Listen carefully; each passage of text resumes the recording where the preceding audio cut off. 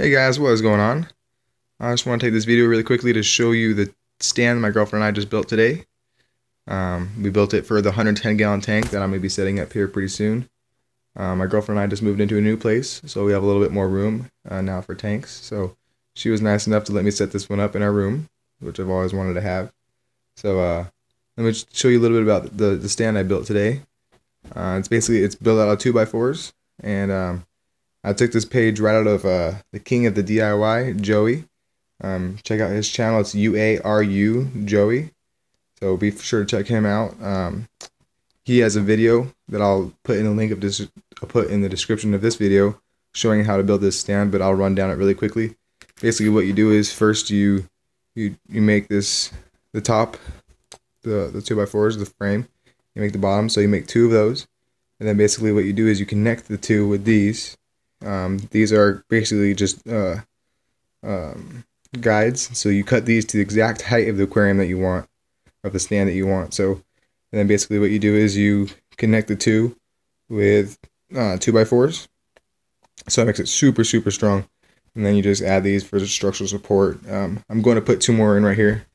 I wasn't sure if I needed to, but after I was done building the stand, I had enough 2x4. Might as well.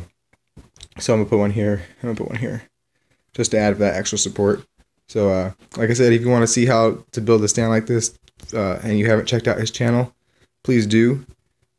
No doubt he is a great asset to learn how to do all kinds of stuff. This tank or this stand cost me about $42 to build. Screws, wood, everything.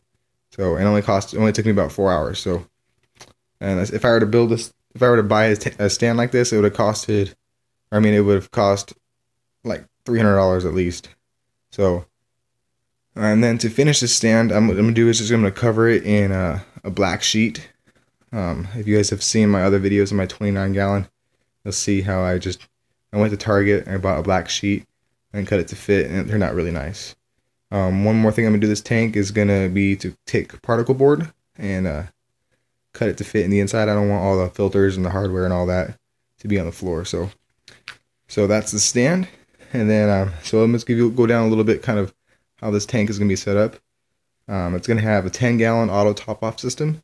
Basically, I'm gonna get a eBay float valve that's gonna be in the tank, and when the water level drops, a pump in the reservoir will turn on, and then the water level will rise until that float valve is high enough for it to turn off. So then the pump will turn off.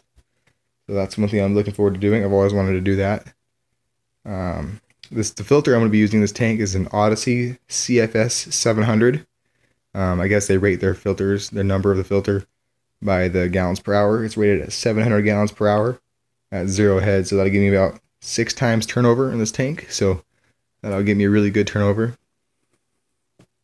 I'm going to be going with an inline diffuser this time. I'm going to be taking all the things I learned from my 29-gallon and applying them to this. So one thing I didn't like about the 29-gallon was having the diffuser inside the tank, having all those bubbles in the tank. I really didn't like the way that turned out. So I'm going to do an inline diffuser, hopefully cut those bubbles down to a minimum. I have the paintball setup that I've liked and I've been using, so for now I'm just going to stick with the paintball setup.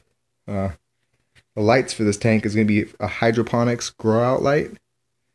Basically, the way that's going to work is I'm going to hang it from, actually these right here.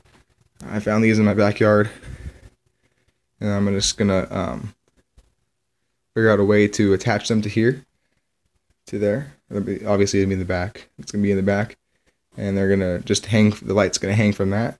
The light I'm going to be getting is actually a Sunblaze. The company is called Sunblaze, and it's a Sunblaze 44. It's a 4-foot, 4-bulb fixture. That's going to give me about 216 watts if I run with all 4 bulbs. I'm not sure I'm going to run with all 4. I might run 3. We'll have to see. It's rated at 20,000 lumens, so super bright. As far as plants for this tank, what I'm going to be doing is a big lawn of dwarf hairgrass. I'm going to have some Rotella species in here.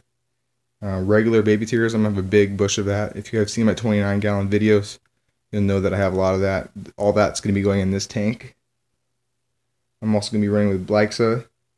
Then one of the plants I've been wanting to try for a long time is Amania SB Bonsai.